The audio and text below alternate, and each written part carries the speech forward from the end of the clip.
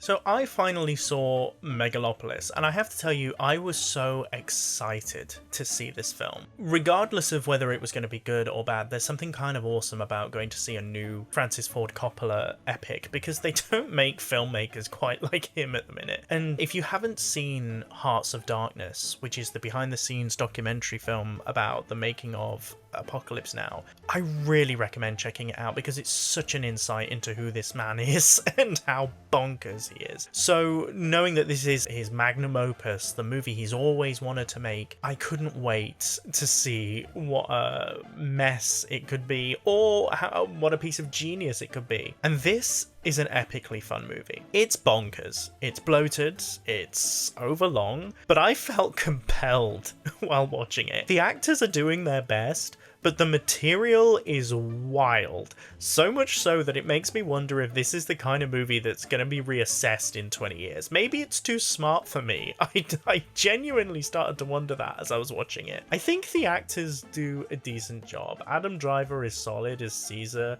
Natalie Emmanuel plays Julia Cicero. She's Caesar's love interest, and she's good. She's not given an awful lot to do other than kind of fawn after Adam Driver, and it's a shame because I think that she's a really strong actor and could have been utilised much better.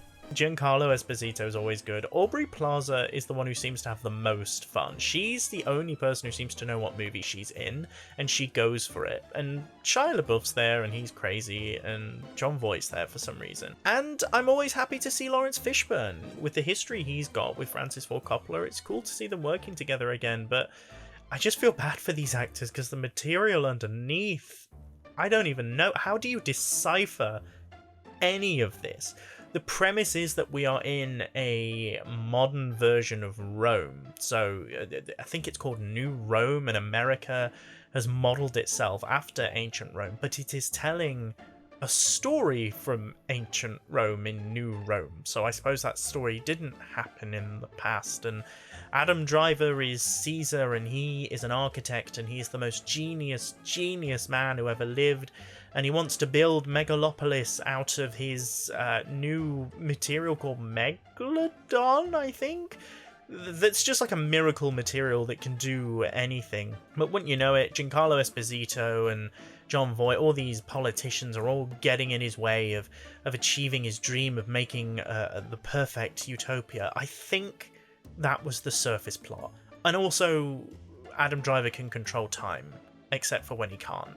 But most of the time he can. Francis Ford Coppola sold one of his vineyards to make this movie, and I think he'll walk away from it pretty happy. It seems to be very much the movie he wanted to make, and I don't think he'll feel the burn at the box office, so good for him. Only a filmmaker this talented can make a bad movie this compelling. The cinematography, sometimes it's really stunning and sometimes it looks cheap, sometimes it looks lush and expensive. Everything is kind of gold, and that's overgeneralizing it, but the movie is dripping with opulence and very much communicating something about classism, although it's hard to decipher on just one watch. In my attempt to decipher the movie, I watched Francis Ford Coppola's interview on the Daily Stoic podcast, and that led me to believe that he might be trying to say something about the nature of time and the way in which we perceive it. Are Caesar's time-stopping powers literal, or are they metaphorical? Is his perception of time changed when he enters a flow state, and time seems to slow down? You know how we all feel if we get into a state of flow and time stops existing? Should artists hold the power, or the politicians? Do politicians hate artists because they themselves cannot inspire the people?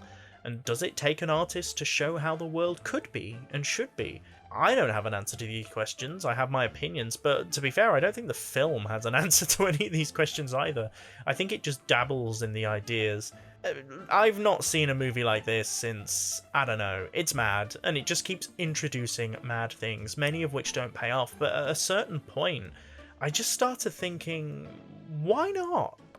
Why the hell not? It's like watching a great director lose his mind in real time, and I'm kind of here for that.